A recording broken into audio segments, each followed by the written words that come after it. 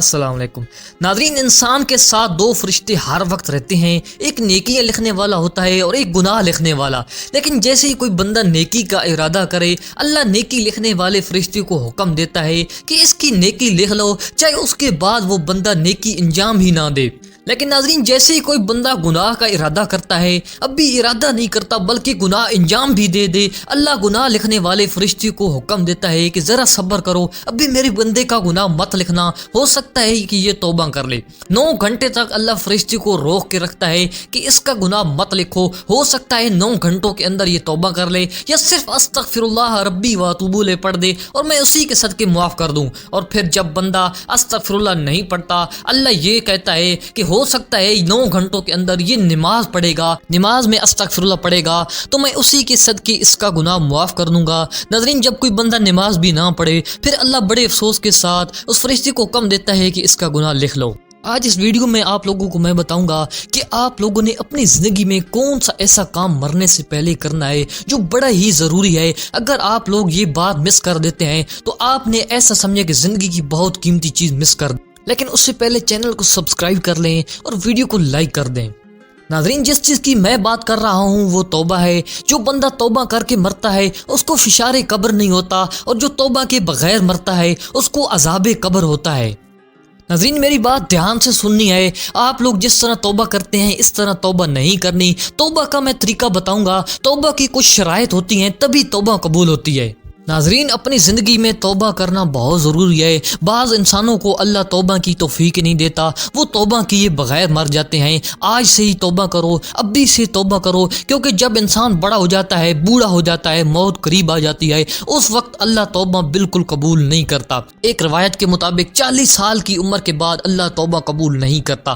تو ناظرین، آج سے ہی توبہ کریں، انتظار مت کریں۔ ہو سکتا ہے کہ اگلا لمحہ ہم زندہ ہی نہ ہوں، تو آج سے ہی توبہ کریں۔ انسان مایوس ہو جاتا ہے کہ میں کئی دفعہ گناہ کر چکا ہوں، کئی دفعہ توبہ کر چکا ہوں، معافی مانگ چکا ہوں، اب تو میرا گناہ معاف ہو ہی نہیں سکتا۔ یہ ایک مایوسی ہے، اور مایوسی کفر ہے جو کہ بہت بڑا گناہ ہے۔ ناظرین، غفور صیغہ مبالغہ ہے، جس کا مطلب یہ ہوتا ہے کہ اللہ بار بار معاف کرنے والا ہے۔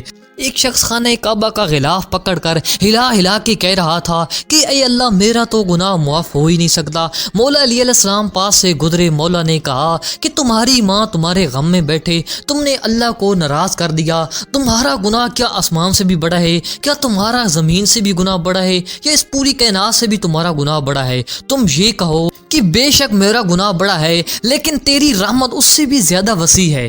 اللہ تعالیٰ انسان کے لیے ہر وقت توبہ کے دروازے کھولتا ہے، لیکن انسان توبہ کی طرف جاتا ہی نہیں۔ اللہ کی بارگاہ میں توبہ کرنے بالکل نہیں آتا۔ شب جمعہ کی رات اللہ کی طرف سے 2 فرشتے پہلے آسمان پہ آ جاتے ہیں، لوگوں کو صدائیں لگاتے ہیں کہ اے اللہ کے بندو، آج اللہ نے تمہارے لیے دروازے کھول دیے ہیں، آؤ اللہ کی بارگاہ میں جو کچھ مانگنا ہے لے لو۔ کسی نے عزت مانگنی ہے، کسی نے دولت مانگنی ہے، شہرت مانگنی ہے، کسی نے اپنی صحت مانگنی ہے، یا کسی نے اپنی توبہ کروانی ہے، تو اللہ کی بارگاہ میں آ جاؤ، اللہ اس کی توبہ قبول فرمائے گا۔ یہ صدا فرشتے جمعے کے دن 12 بجے تک لگاتے رہتے ہیں، لیکن بڑے افسوس کی بات ہے کہ کوئی بھی بندہ اللہ کی بارگاہ میں نہیں جاتا۔ آخر خالی ہاتھ فرشتے لوٹ کر چلے جاتے ہیں۔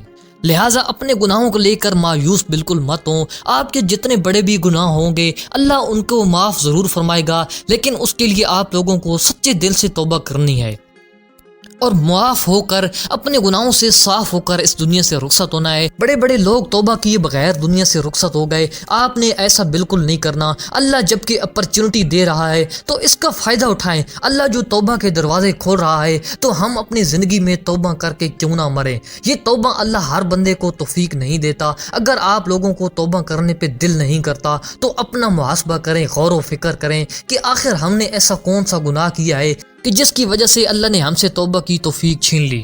اب آپ لوگوں کو میں توبہ کا طریقہ بتاتا ہوں۔ یہ طریقہ آپ لوگوں نے اپنانا ہے اپنی توبہ میں۔ سب سے پہلے آپ لوگوں نے وضو کر کے مسجد میں بیٹھ جانا ہے، اللہ کی نعمتوں کو یاد کرنا ہے اور ان کا شکر ادا کرنا ہے۔ اللہ کی نعمتوں کا شکر ادا کرنے کے بعد اپنے گناہوں کو اپنی زبان پہ لے کے آنا ہے کہ اے اللہ، میں نے اتنے زیادہ گناہ کیے، تو نے اتنی نعمتیں دیں، اور پھر میں نے آگے سے کیا کیا کہ میں نے اتنے زیادہ گناہ کیے ہیں۔ اس کے بعد توبہ کریں، اور توبہ کرتے وقت سر سجدے میں رکھیں تو بہت بہتر ہے، کیونکہ اس وقت اللہ کے قریب انسان زیادہ ہوتا ہے۔ لیکن اس سے پہلے توبہ کی شرط یہ ہے کہ اول اور آخر درود پڑھیں۔ جی ہاں، توبہ سے پہلے بھی درود پڑھیں اور آخر میں بھی درود پڑھیں، تب بھی آپ لوگوں کی توبہ قبول ہوگی۔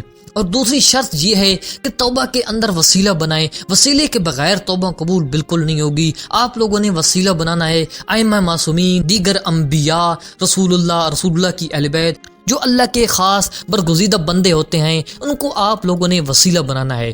یہ سب کچھ کرنے کے بعد رو رو کر، گریہ و زاری کر کے، گڑ گڑا کر اللہ سے توبہ کریں، اور کافی دیر کرتے ہیں، کم از کم آدھا گھنٹہ توبہ کریں۔ اور پھر اگر آپ لوگوں کی آنکھوں میں آنسو آ جائے تو آپ یہ سمجھیں کہ آپ لوگوں کی توبہ قبول ہو گئی ہے۔